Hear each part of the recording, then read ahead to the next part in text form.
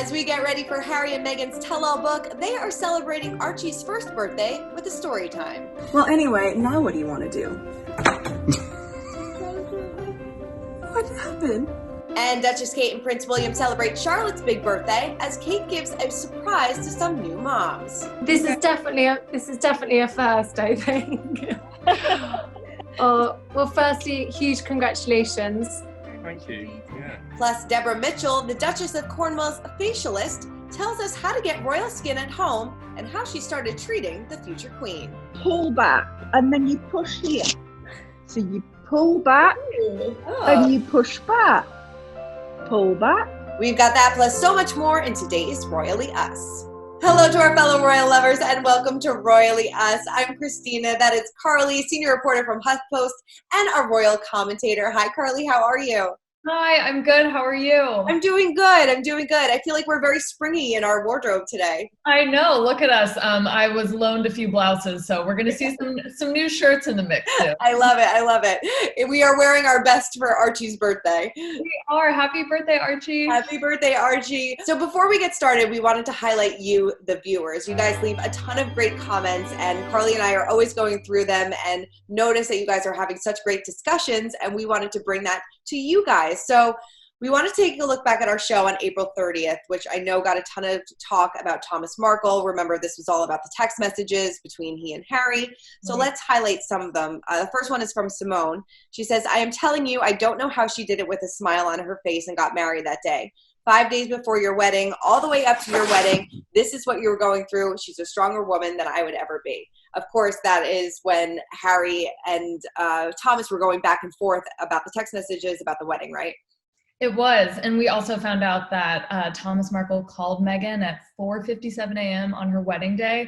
I mean, I think I completely agree with that comment. I think it gave us so much context. We knew, because Kensington Palace was releasing some statements, we knew that there was some drama behind the scenes. We didn't know the extent of it. And again, royal or not, if you can't get your dad to your wedding and, you know, there's like a ton of drama going on like that. I can't imagine being like, okay, now I'm going to appear before the entire world and get married.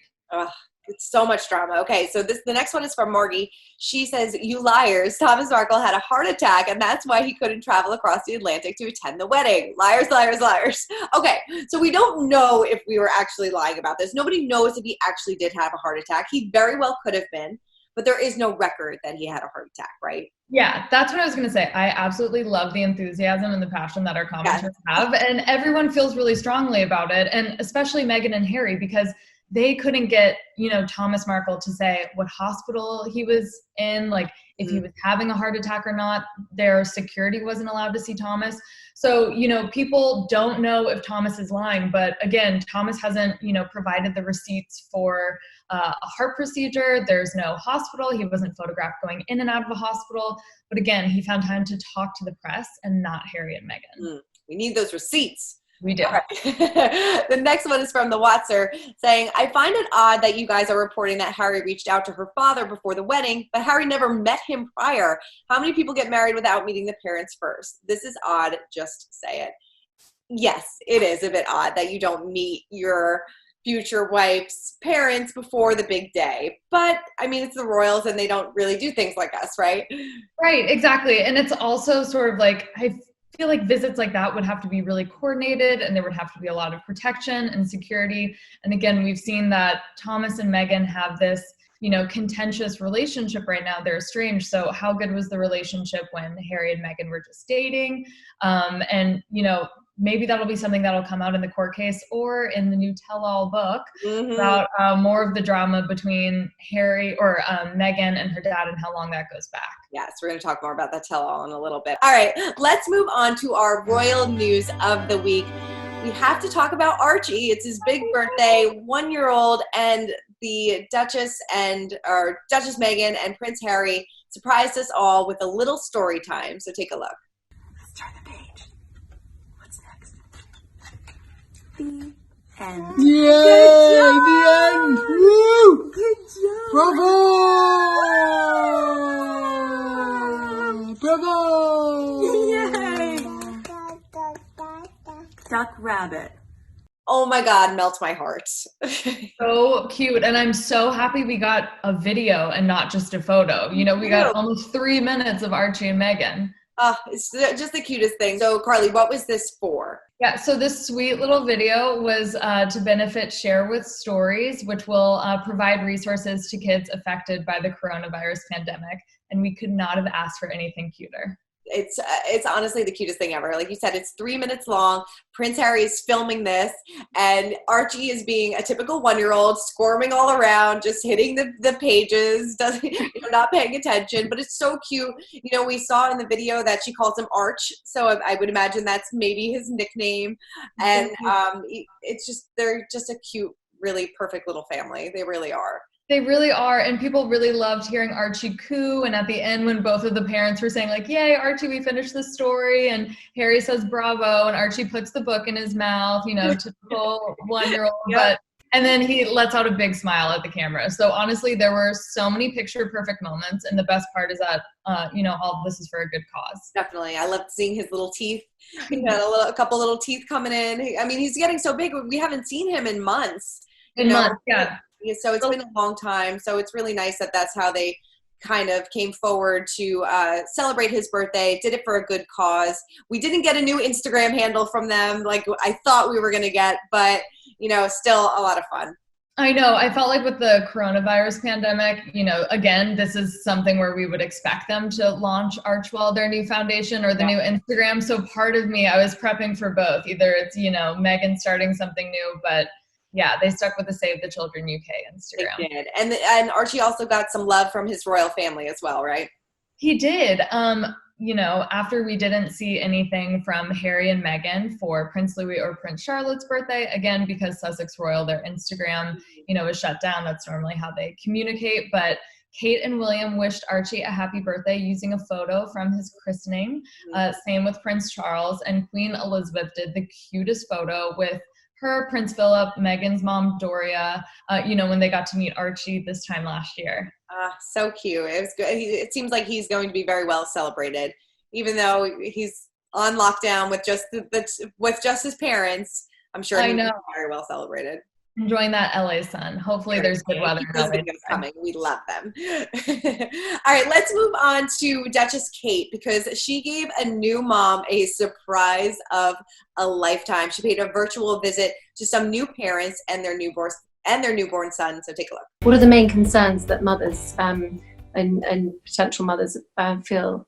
So the main issues that the women are having at the moment really are around sort of coming into hospital and worries about catching COVID, but also about the isolation after the baby's born. I love this because, you just had a baby and all of a sudden, here's Duchess Kate wishing you congratulations. Can you imagine? I would be like, bring in the hair and makeup teams, get me the best Zoom lighting possible. And it is such a sweet video. And, Kate being a mom of 3, she is very sweet in how she talks to them and, asking to see the little boy. But yeah, if I was a parent, I would be absolutely shell-shocked. Oh my God. I wonder if she gave them some tips on how to be camera ready 10 minutes after you give birth. Right. No one does it better than she does. But it was really sweet. She met with all these leading experts and doctors and talked to these new parents for Maternal Mental Health Awareness Week, which is this week. And it's, really to raise key issues and awareness of the issues that women and all parents face, after welcoming a little one into the world. Yeah, and she recycled some royal looks too. She did. So she wore a blue look. So I dressed up for Archie's birthday and trying to channel some Kate. I like it. We saw one of her dresses in the family Christmas card in 2019. So just like Meghan is recycling looks on Zoom calls, so is Kate. Definitely. All right, let's move on to, let's continue talking about Prince Harry and Meghan Markle. They had a lot of news this week. And this is the battle between Meghan and her father. We kind of touched on this a little bit, but this week or last week, she lost the first round in her privacy case, correct? Yes. So Meghan is suing Associated Newspapers, which owns the Mail on Sunday, which printed a private letter that Meghan sent her father, Thomas Markle. And so the lawsuit has a lot to do with privacy, copyright infringement, the breach of data. And basically it's about the Daily Mail possibly omitting parts of a letter that Harry and Meghan say would have changed the context of the entire letter. Right. So this is going to continue to happen. This case is going to continue to happen, correct? It will. So, this was, as much as we say that she lost the first round in the case, no trial date has been set yet. So this is going to be a long time coming. The judge struck out parts of the case that could be brought up later. But sources tell me that Harry and Meghan are still really encouraged by, what they're seeing so far. They've listened in from California when their lawyer was presenting 2 weeks ago. So they realize that they have a long road ahead of them, and they've, still got their heads up. No, definitely. I mean, this is something that they're taking very seriously, so I'm sure they want to win in the end. Prince Harry himself is in a separate lawsuit for wiretapping, so there is a lot of litigation going on from their home in LA right now. The legal drama. Well, who knows if this will all be in their tell-all book, because I am so excited about this. So let's spill the royalty on this tell-all. Last week we told you that it might be happening. This week it is confirmed, and a very fitting title, Finding Freedom. Finding Freedom. Yes. So 2 weeks ago when reports came out and we were talking about it, people thought that it would be called Thoroughly Modern Royals, which, no offense, not that exciting of a title. No. And over the weekend, HarperCollins updated their website with the official cover and the new title. And then, of course, it was announced on Monday and people went wild, myself included. Oh, totally. So who are the authors and what do we know? The authors are Ahmed Scobie and Carolyn Durand, and they are both very, very close to the Duke and Duchess of Sussex. And they are promising, to correct any mistruths from both sides of the pond, because one author is American, one is British, and they promise details that we've never heard before. So maybe we'll get the official confirmation of who introduced Harry and Meghan, and we'll get to see the behind the scenes, especially with the Thomas Markle drama like we were talking about, the private plane drama a few months ago. Maybe we'll get some anecdotes about celebrity friends. I'm so excited. And maybe we'll find out really why they decided to leave the royal family.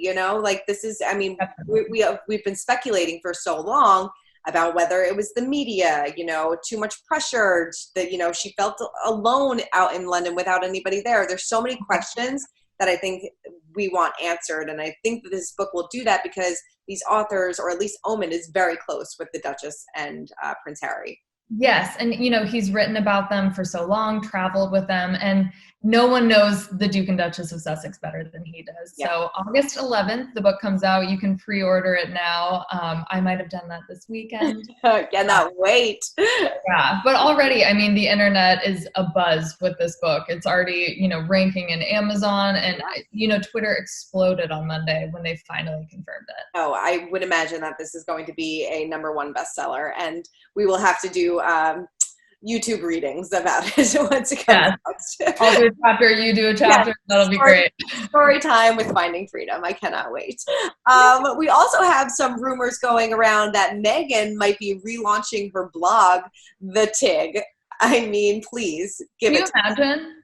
No. It would be incredible. Yeah. So some reports started going around last week where someone on the Royally Obsessed podcast said that they have insider knowledge that Meghan is working on something similar to the Tig. So immediately a lot of people were like, is it going to be like Goop? Is it going to be like the Tig? And we first heard these rumors when they confirmed the Archwell Foundation, because when they trademarked Archwell, Harry and Meghan said that there was potential for a wellness website, which sounds a lot like the Tig. It really does. I'm keeping my fingers crossed on that one. Something else that this was so much fun that we learned this week is that the Duchess of Cornwall actually has a hidden talent, and it's ballet. So take a look. I got a group of sort of ancient friends together, and the four of us sort of clatter around, and when we're in London, we do it once a week, and it makes all the difference. I'm obsessed with this. The Silver Swans. Could you get any better than that? Yeah, this is the news that we really, really needed. And imagine, 20 years ago, could you have imagined this positive story about Camilla? It's crazy. No, I love this. So who did she reveal this to? So Camilla was on a Zoom call with the president of the Royal Dance Academy and the ambassador for Silver Swans, which is a over 55 ballet class. And she first witnessed a class in New Zealand, and for the last 18 months, she revealed that she's been secretly taking ballet lessons with some of her friends. I'm obsessed with this. I love this so much. I love that she just gets her girls together and just goes down, has a ballet class, and she's also like super fit. She said that she also does Pilates, right? Yes, she said she does Pilates and a lot of walking. We know that Prince Charles is a big walker. But it was so fun hearing her talk about this because she said she expected it to be really fun and like making fun of her friends. And she was like, we're a bunch of old geezers, we're ancient, we're just huffing and puffing. But she said that, you know, they're concentrating so much on getting their own movements right. There's really no room to make fun of your neighbor. But she said she's not taking the stage anytime soon. So little disappointed. We won't have a production of Silver Swans, unfortunately. But I love that. And, you know, it shows a different side of her, which we don't really get to see. And that kind of takes us into our next segment because we had the privilege recently to speaking with Deborah Mitchell. She is the official royal facialist for the Duchess of Cornwall. And she really gave us some insight on who she is, how generous she is, how funny she is. So she gave us all this great little tidbits, and she also told us how you can get royal skin at home. So let's break down the royal rules of how to get royal skin. Well, Deborah, thank you so much for joining us. Oh, it's really nice for you to ask me. So before we dive into everything, tell us a little bit about your connection to the royal family. So I'm actually the beautician to the royal family, to His and Her Royal Highnesses, the Duchess of Cornwall and Prince Charles. I obviously am allowed to say that now because it has actually been well documented. I do have to be very, very careful. I've been treating them for a lot of years now, and probably getting on for about 10 or more years. Just after she got married was the very beginning.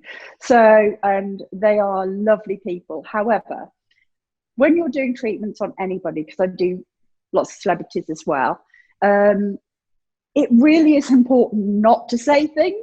It's really funny, you know, but obviously the Duchess of Cornwall, Camilla Parker Bowles she put me in one of her books, and she has mentioned various different things about me, and the palace actually did say about me. So they actually issued a statement once when somebody asked. So I was very lucky in that way because I would never have said it. I didn't even tell my mom. Oh, really? I didn't even tell my mom. So when I told my mom, I'd probably been treating them for about 3 years or so, 4 years. Oh my God, that's amazing. Amazing. Over, my mom was. Yeah. What about your friends? And my mom's actually been to the palace. She's actually been to parties at the palace, and my friends and everything. So I've got pretty used to it now. However, they are really, really lovely, lovely people. Really much more lovely than anybody would ever realise. I mean, obviously, when I watch The Crown, it is similar to The Crown, although it's sort of quite harsh. The Crown is. It's not how they live their life. You know, they are really nice people, really, really kind, and well, I absolutely adore them, and I adore the Duchess of Cornwall. I absolutely adore her, and I love being able to curtsy before doing the treatment on her, and I love the fact that I can go to various different places and palaces and things like that. And how did you first meet the Duchess of Cornwall? Very funny story. Very funny story. So I'd been doing a lot of celebrity clients, and I do this treatment. Well, I did then this treatment called leotherapy. So she'd heard about that, but I got this phone call at my salon, and my receptionist said, "It's Clarins on the phone, and they want to know about your facial." I said, "Clarins? Why would Clarins, a skincare brand, want to know about my facial? Because don't they realise I do skincare?" And I'd been sent some products free, actually, from Clarins, and I thought, that's weird. Anyway, so I phoned the number and I said, "Oh, is this Clarins?" You know, thinking, what do you want with my products? Because I'm selling my products. said, no, it's Clarence House. Clarence House. And so then I met a royal equerry from Clarence House, and they came and had a treatment with me. And then I didn't hear anything. And then I got the phone call saying the palace wants you. Don't tell anybody, but I wasn't, obviously. I mean, I hope nobody can hear this, but I don't know whether I was going to be thinking that she was going to be one of my biggest sort of favourite people. I wasn't quite sure, you know, because obviously I'd watched all the media about, you know, the other lady. And so as soon as I met her, I thought, gosh, you're nice. You're nice. I didn't expect you were going to be nice, you know. The press has painted this picture of, you know, you being not nice. Anyway, she was lovely. And as the years go on, I keep thinking, well, she's even nicer. You know, somebody can't be that nice all the time. I'm not that nice when I wake up in the morning. And she is never not nice. And she's lovely with people.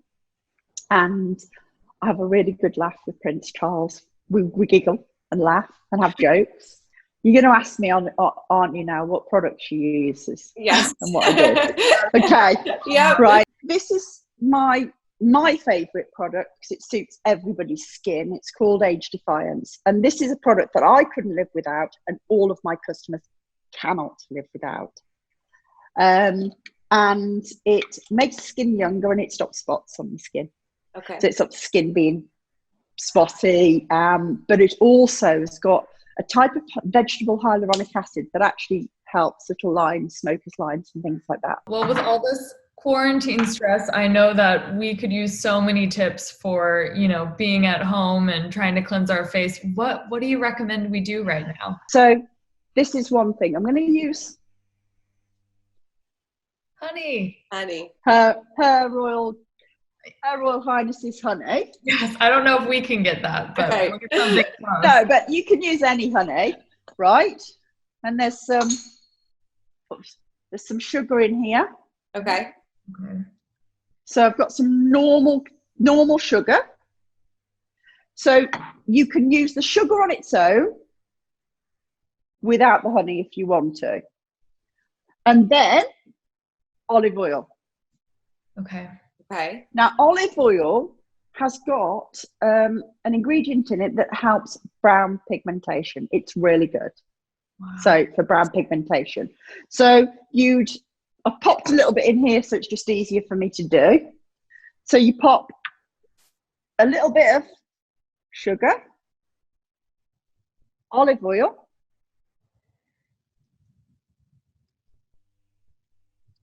now the olive oil, and a bit of honey. Okay. In. So I haven't got a spoon. I don't really want to. Oh, I will. I'll be able to tip it in. Yeah. I don't want to tip a lot in though. I know. I don't blame you. That's it. That's all. No more. Tastes gorgeous, actually. Okay. So the honey and the sugar and the oil, they sort of feel very, very rich. Uh-huh. And sugar things actually take skin off. So I've got an exfoliator called a bee polish, and that uses brown sugar and burnt sugar, so the different ones. So I'm going to do this here on my hands. And so I'm not going to do it on that side, I don't think. So you can do it on your lips, obviously, and it hydrates as well. So it it will take all the cells off and it will hydrate as well, your skin. So you just wash it with water. Best to wash it with warm water. And the sugar melts off quite easily. Right, so I did the one side more than the other side. There's my hand. I don't know if you can see. Yeah. And there's the other hand. Can you see the difference between the two hands? Yes. Mm-hmm. Definitely. So there you are. Right. I don't know. Yeah. So it did catch a bit there, and it's all nice and silky. So you can use that on your face. Now, you can do different things with this. We don't want to do too many, but you've got some honey. This one's got ginger in it. Now, when you've finished eating a honey pot, you can use the remnants on your skin, because Rennet is a very good product to actually removing skin layers. Interesting. Believe it or not, Rennet is. So if you just apply it to your face, leave it for about 10 minutes after, then your skin goes very, very soft. You can mix it with something like lemon, not too much lemon though, because then it will work on the pigmentation. Mm-hmm. You can also mix those with a tiny bit of the olive oil as a mask. So, and then rinse them off with water. If you use too much of this, it would be too aggressive. Okay. So how much do you suggest to use? Just like a tablespoon? About a tablespoon for a whole face. Depends how much yogurt you've got left. Okay. Sort of about an eighth of that would be about a teaspoon. Okay. Got it. Now, I want to give you some ideas of something to do to exercise your face. Okay. Okay. You can do massage. You can massage your face. So, but something you can do if you don't know how to massage. Okay. So you can take a yogurt pot, lift it out open. I don't want to show you actually because it looks really awful, but you actually stick your tongue inside the yogurt pot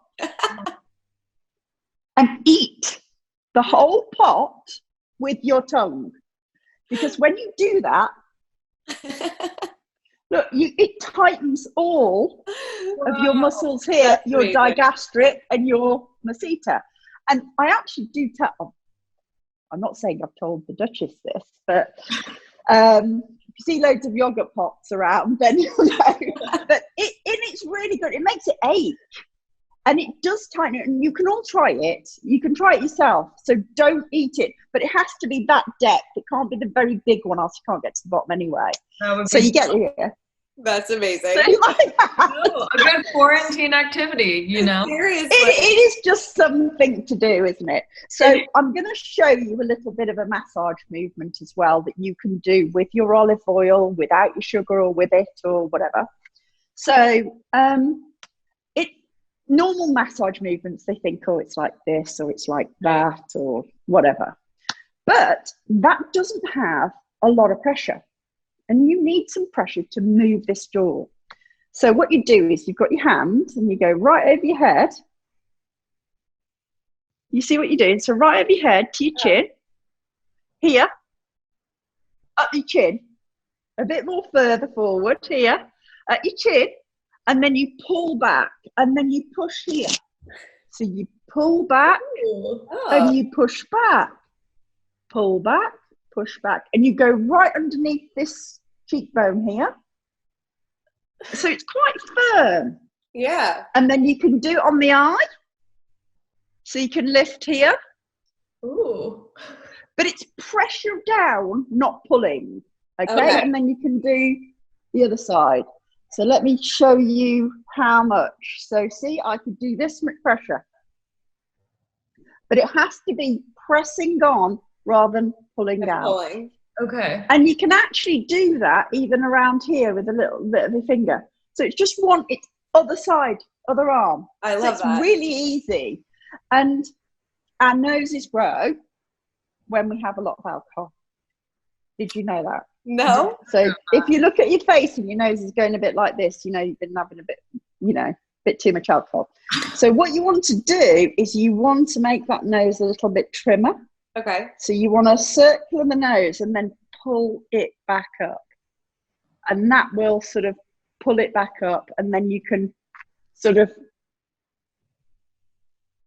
So what you want to do then with your hands, instead of like going like this, you want to make it actually pull. So it sort of pulls back, up, up, up. So it actually moves back.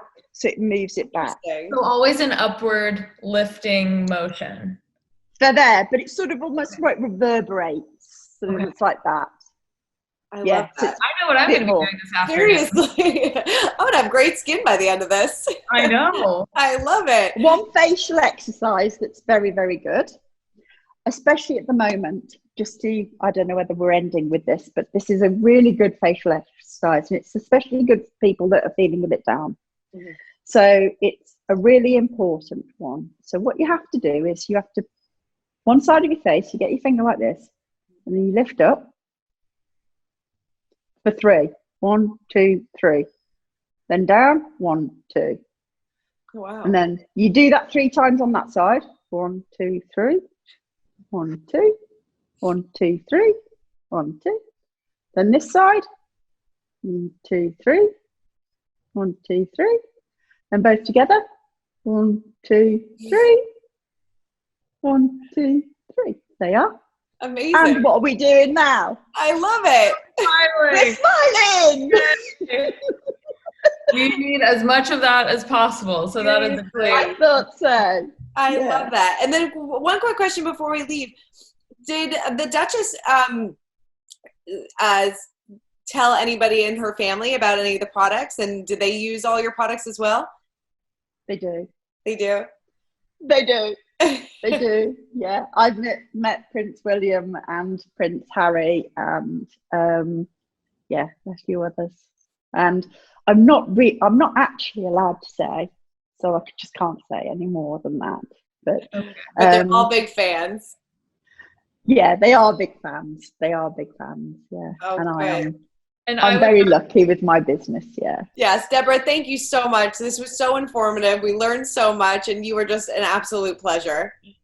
Really nice to see you. Yes. Thank you so much. Of course. And can you tell everybody where to go to get more information on your products? Well, it's shop.heavenskincare.com. So the website is heavenskincare.com. Thank you so much. Thank you again. Bye. Really appreciate it. Bye. Thank you. Bye. Carly, have you been practicing your face exercises? I have been. I'm not going to do it again for the camera. And we've run out of yogurt. But yes, I can assure you, I've been, massaging as much as I can. My face. It doesn't feel tighter.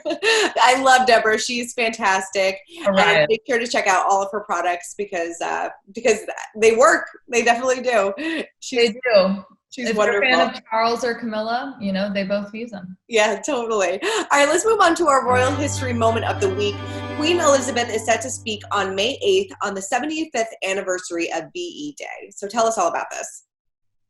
Yes, so she is speaking 75 years to the time after her father addressed the nation on VE Day, which commemorates when Nazi Germany totally surrendered to the Allies.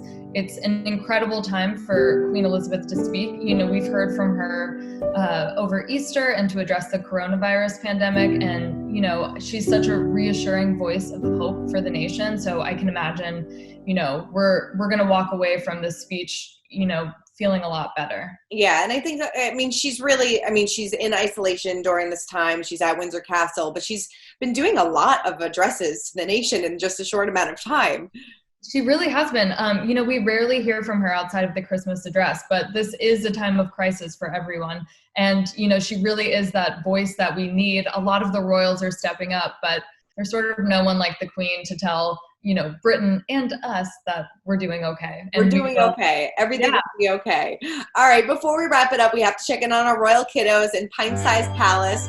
And Archie wasn't the only one to have a birthday this week. We have to talk about Princess Charlotte. She turned 5 years old. I cannot believe it. Louis turned 2 weeks ago. She turned 5 last Saturday, and thank goodness the royal family, Kate shared photos she'd taken at Sandringham Estate where Charlotte was doing something for a really good cause. Yeah. She was helping pack up food and deliver it to people who are currently in isolation. I love that. That is so cute. And those photos, a lot of people were saying that she's basically Queen Elizabeth's twin. She really is. I mean, we've seen it before, but she is the spitting image of her great-grandmother at that age. And she really is. Some people showed some photos of Prince William at that age. I can also see the similarities there. I'm sure Kate is like, can one of these children look right? She's like, I am their mother, I promise. We also got some reporting that, you know, they had a really low-key celebration at home and that Charlotte received a trampoline. So I'm sure that she's having a lot of fun with that. Yeah. I'm sure. But yeah, so the celebrations keep pouring in. There's so many royal birthdays around this time. There really are. I know. We know for next year that we should just hold like a 2-month-long birthday party. Seriously. But there are such nice bright spots because, you know, we rarely get to see photos of the kids because they are kids. And whether you're Kate and William or Meghan and Harry, everyone wants the kids to grow up, you know, in as much of a normal way as a royal can. But it really does brighten your day when you get to see a photo like Charlotte or Louis just covered in paint. Oh, I love it. I love it so much. Keep the photos coming, keep the videos coming, and keep your comments coming. We want you guys to be engaged and, you know, start these discussions, and we want to highlight them every single week going forward. So keep the comments coming, keep subscribing. And Carly, thank you so much for dishing all royals with us. Thank you. Can't wait to see you next week already. Yes, we will see you next week. In the meantime, for any of your royal news, make sure you head on over to usmagazine.com. And like I said, subscribe to our YouTube channel. See you guys next week. Bye. Bye.